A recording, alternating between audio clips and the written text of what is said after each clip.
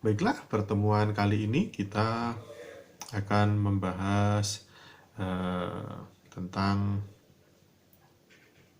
ilmu pengetahuan sosial yang terdapat di eh, modul 14 untuk paket B.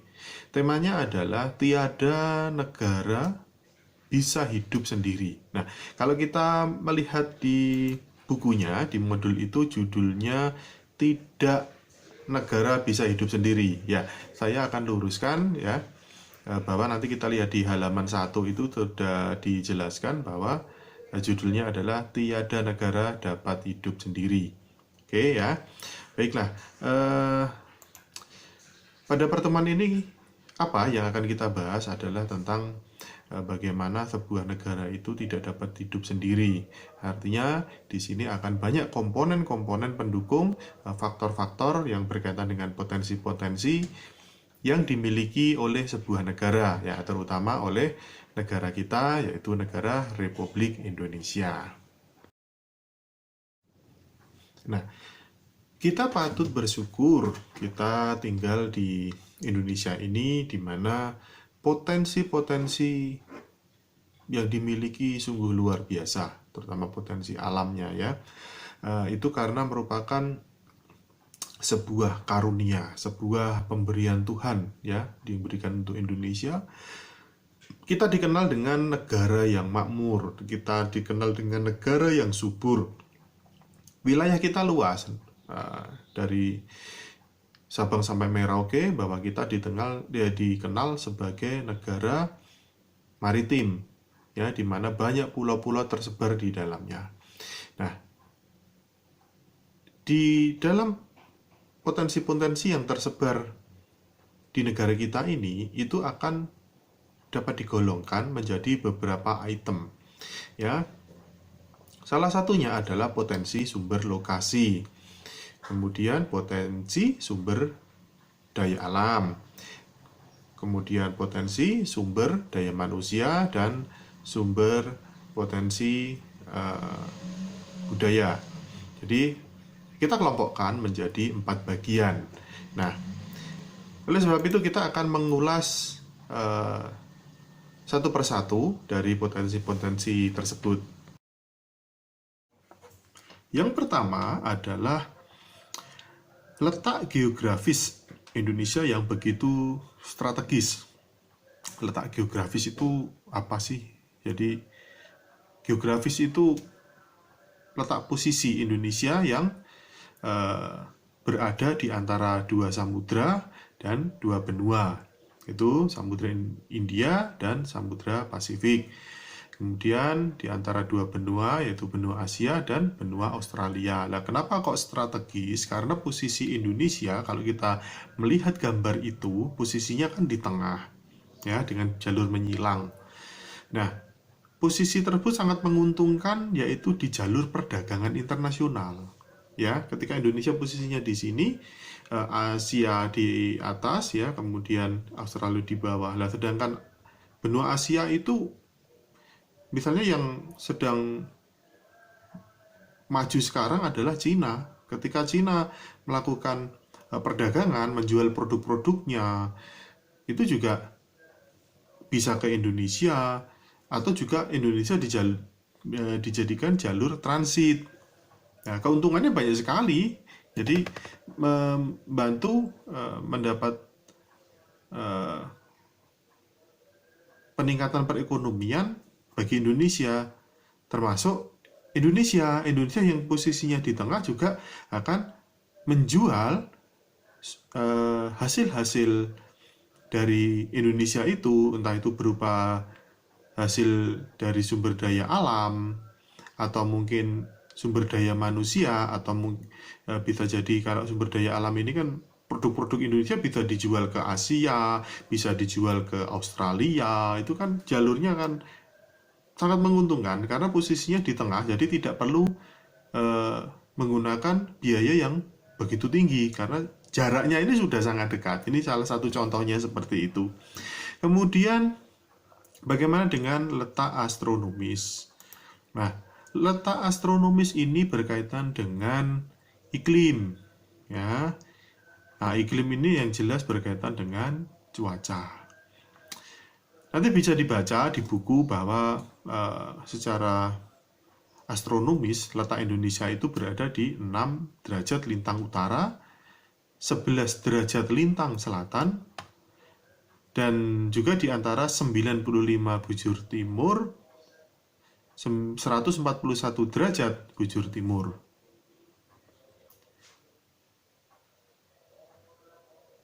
Nah, kalau dilihat bahwa astronomi Indonesia ini sangat menguntungkan. Menguntungkannya apa? Indonesia memiliki 2 musim, yaitu musim penghujan dan musim kemarau. Nah, keuntungannya apa? Ketika 2 musim ini, Indonesia itu lebih banyak mendapatkan hujan. Nah, demikian pula Indonesia juga mendapatkan panas matahari. Nah, ini sungguh keterkaitan yang luar biasa. Nah, dampaknya apa dengan dua cuaca ini? Tanah kita itu menjadi subur ketika hujan menyirami tanah, kemudian diimbangi dengan panas yang cukup, maka dengan demikian kondisi yang subur ini akan menumbuhkan potensi-potensi alam, ya. Bisa jadi nanti di tanamannya, terus banyak banyak hewan yang di dalam hutan itu berkembang dengan baik, tanaman-tanaman yang begitu subur untuk bercocok tanam, bisa juga untuk pertanian, perikanan, karena suhunya begitu bagus di Indonesia ini. Nah, kemudian ketika kita memiliki wilayah subur, artinya ini modal, ya, modal bagi negara kita. Kemudian letak geologis. Nah, letak geologis ini merupakan letak suatu wilayah, ya, mengenai keadaan geologinya. Nah, kalau dilihat dari negara kita, Indonesia dikategorikan menjadi 3 kepulauan, ya, kepulauan daerah, yaitu daerah dangkalan Sunda, Sahul, dan daerah antara dangkalan Sunda dan dangkalan Sahul, ya. Nah, sehingga kepulauan Indonesia yang terletak di antara 2 rangkaian pegunungan muda, ya, berakibat memiliki gunung api yang aktif yang tersebar di hampir seluruh kepulauan Indonesia. Nah, kemudian apa sih keuntungannya dengan letak geologis ini? Dengan adanya letak yang cukup bagus ini, maka banyak potensi-potensi yang bisa dikembangkan, yaitu memanfaatkan potensi sumber daya alam, ya, dengan mengembangkan teknologi. Kemudian peningkatan IPTEK atau ilmu pengetahuan dan teknologi untuk mengolah sumber daya alam. Kemudian ada lagi meningkatkan kualitas sumber daya manusia dalam mengelola sarana dan prasarana perhubungan. Nah, intinya begini, dengan kondisi geologis ini, masyarakat, ya, manusia itu akan menciptakan teknologi-teknologi untuk menggali, ya, memanfaatkan, mengeksplor potensi-potensi yang ada di wilayah kita. Jadi, gambaran singkatnya seperti itu, ya.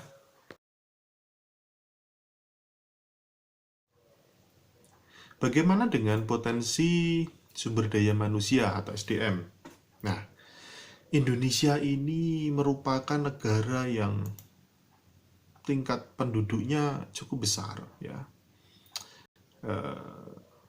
Setelah India, setelah Cina, ya. Indonesia cukup besar karena apa? Wilayah Indonesia juga besar, kan, otomatis penduduknya juga banyak. Nah, potensi sumber daya manusia ini memiliki keuntungan-keuntungan, ya.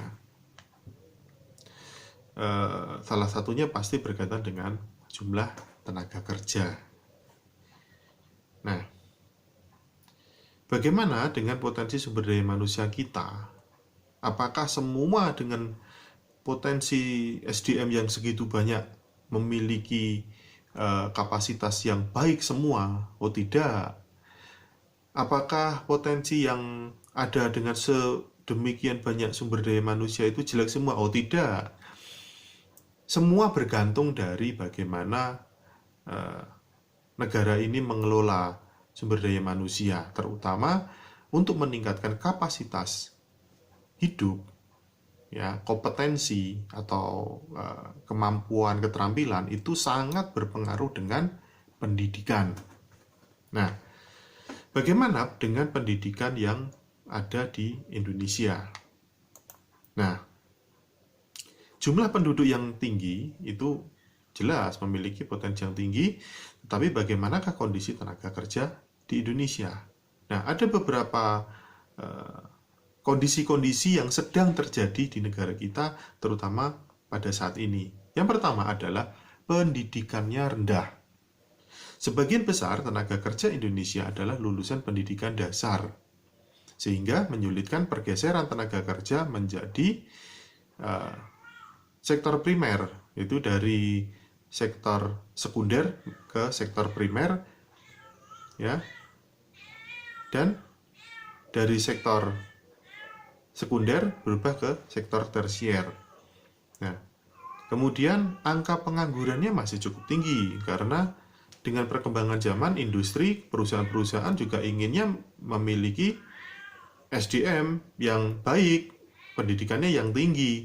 Mereka juga tidak mau menggunakan tenaga-tenaga SDM-nya yang rendah. Ya, tapi ada juga ada perusahaan-perusahaan yang menginginkan tenaga kerjanya itu menggunakan SDM yang biasa-biasa saja. Karena apa? Mereka akan mampu menggaji yang murah. Nah, tapi dampaknya apa? Ketika orang yang bekerja dengan gaji yang murah, itu mereka juga akhirnya tidak tercukupi atas kebutuhan hidupnya. Gitu. Jadi akhirnya apa? Kita akan malah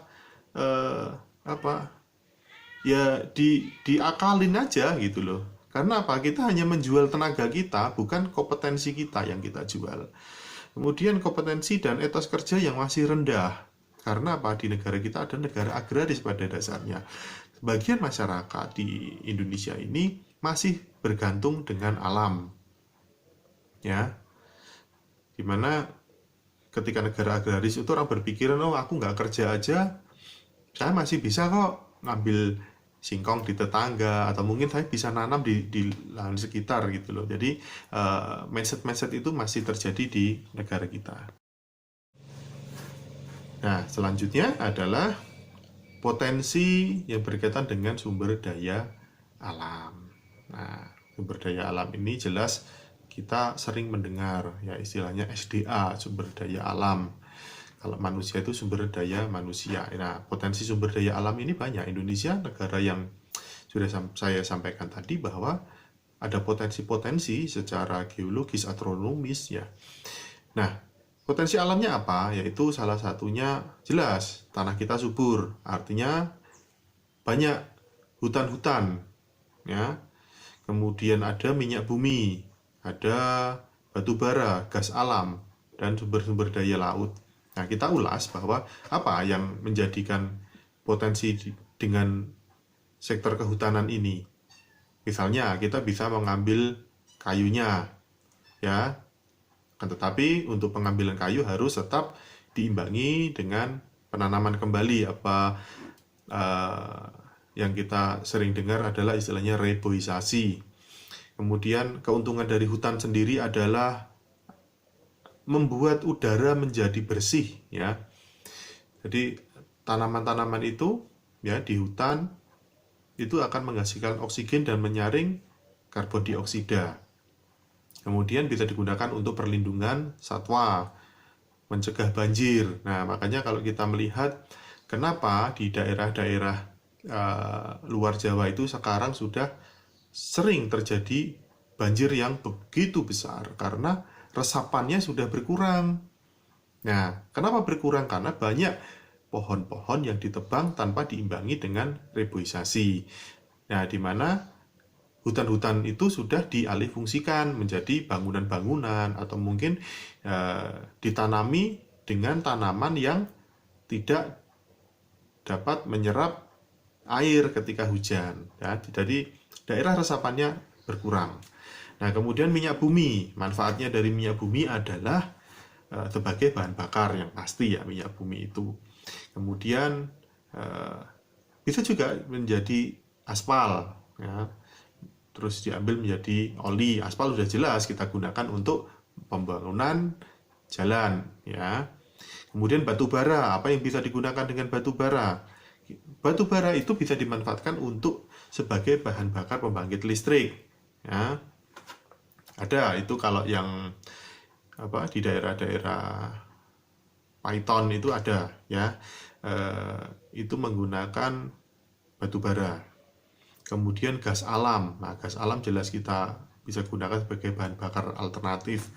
Mungkin LPG. Kemudian ada kendaraan-kendaraan, ya, mobil itu menggunakan bahan bakar gas. Nah, kemudian sumber daya laut. Jelas kita bisa melihat, pasti kalau di laut itu kaitannya dengan apa? Ikan. Nah, selain ikan apa? Oh, mungkin bisa diambil potensinya airnya. Airnya digunakan untuk apa? Membuat garam. Bisa.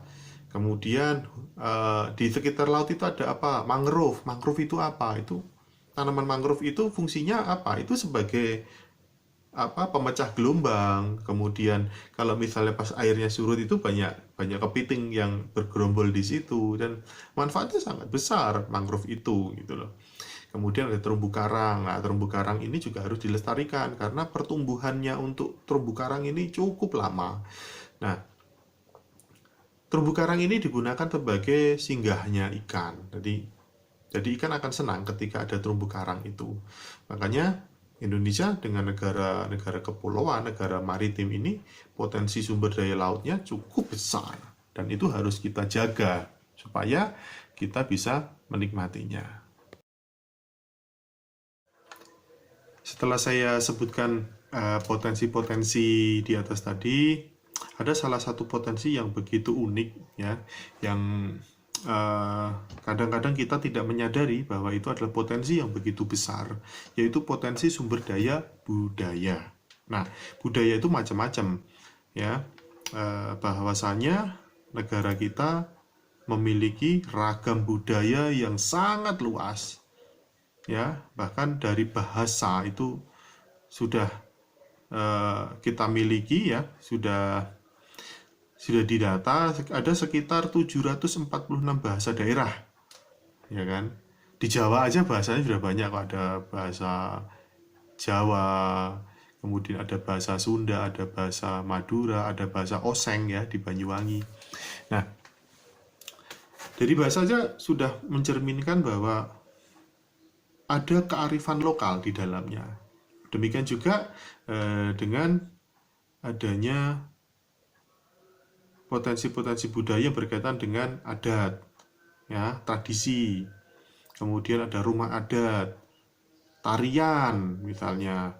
Nah, potensi apa yang bisa digali di sektor budaya ini? Oh, banyak. Yang jelas ini akan meningkatkan pariwisata yang cukup bagus. Contoh saja di Bali. Di Bali itu kalau orang berkunjung, berwisata, itu di sana disuguhi tari-tarian. Jadi nanti sebuah rombongan itu dibawa ke satu tempat. Nah, di situ nanti kita disuguhkan semacam sendera tari. Di situ kita duduk nonton, dan bangunan itu pura. Jadi ya memang membuat ciri khas Bali begitu. Jadi itu mahal, kita bayarnya mahal itu, gitu loh. Nah, kalau misalnya kita di sekitar kita ada potensi budaya-budaya bisa dikelola dengan baik, maka akan mendatangkan para wisatawan-wisatawan. Jadi budaya-budaya itu tidak hanya dilakukan hanya sekedar untuk ritual-ritual tertentu saja, gitu. Ini bisa dikembangkan, dan pemerintah juga sudah memberikan alokasi dana juga di bidang sektor pariwisata melalui Kementerian Pariwisata. Nah, ini sungguh hal yang sangat menarik buat kita, untuk kita bisa kelola ini, dan ini akan berkembang menjadi eh, industri ekonomi kreatif. Jadi ini akan berkembang, nanti jatuhnya bisa jadi nanti di berbagai sektor-sektor ekonomi kreatif ini. Nah, tujuannya semua ini hanya untuk meningkatkan taraf hidup masyarakat. Bagaimana cara kita untuk meningkatkan potensi-potensi yang ada itu? Pasti dibutuhkan kekreatifan dari masyarakat itu. Nah, cara meningkatkannya bagaimana? Nah, ya salah satunya adalah peningkatan ekonomi kreatif. Nah, ekonomi kreatif itu apa? Ekonomi kreatif dapat diartikan sebagai suatu pengembangan konsep, ya, yang berlandaskan sumber aset kreatif yang diharapkan mampu meningkatkan pertumbuhan potensi ekonomi. Nah, potensi-potensi apa yang ada dan yang harus kita kembangkan? Banyak sekali potensi-potensi yang berkaitan dengan ekonomi kreatif ini. Kita ulas sedikit saja bahwa ruang lingkup ekonomi kreatif itu apa saja. Yang pertama adalah mungkin kita bisa lihat periklanan. Iklan itu menghasilkan banyak aset, ya, mendapatkan banyak pemasukan, bahwa periklanan itu sangat mahal. Kemudian ada potensi yang berkaitan dengan keterampilan atau seni, ya, kerajinan, bisa juga desain, ya, produk-produk fashion. Desain ini macam-macam, bisa desain interior atau eksterior, kemudian perfilman, video, fotografi, kemudian musik, penerbitan atau pencetakan, radio dan televisi, dan masih banyak lagi. Nah, ini mungkin potensi-potensi ini akan bisa berkembang, dan ini menjadikan kehidupan masyarakat jadi sejahtera kalau dikelola dengan baik. Kadang-kadang masyarakat memiliki potensi, memiliki kekreatifan, tapi tidak pernah dilakukan. Nah, ini harus didorong, ya. Ini harus didorong supaya kita perekonomian kita bangkit. Semua hal bisa dijual, bahkan kita kalau kreatif, kita punya ide, kita eksekusi, nah itu, dan dikelola dengan baik, itu akan menghasilkan dan menjadikan kesejahteraan bagi masyarakat. Nah, cara meningkatkannya bagaimana, gitu loh. Pemerintah sudah banyak memberikan dorongan-dorongan melalui UKM-UKM, ya, melalui koperasi yang berkaitan dengan permodalan, atau termasuk di penjualannya dari UMKM itu. Dan banyak banget pemerintah sudah mendukung masyarakat untuk meningkatkan produk-produk lokal. Nah, produk-produk lokal ini berkaitan dengan sumber daya alam, sumber daya apa yang terjadi itu. Nah, caranya bagaimana untuk meningkatkannya? Bisa melalui pameran produk, ya, melalui UMKM. Banyak kok, pemerintah sering mengadakan event-event itu. Kemudian pelatihan-pelatihan, ya, bisa dilakukan oleh pemerintah ataupun swasta. Balai latihan kerja itu juga memberikan pelatihan-pelatihan yang gratis untuk masyarakat. Kemudian pendampingan UMKM, pengembangan potensi lokal, macam-macam, ya. Dan pastinya akan adanya kerjasama. Nah, kerjasama ini kadang-kadang yang kalau kerjasama yang baik ini dari hulu sampai hilir, ya, dari produksi sampai ke pemasaran, itu didampingi semua, gitu loh. Jadi banyak fasilitas-fasilitas yang sudah diberikan oleh pemerintah kepada masyarakat supaya masyarakat meningkatkan taraf hidupnya melalui ekonomi kreatif ini. Nah, dengan demikian,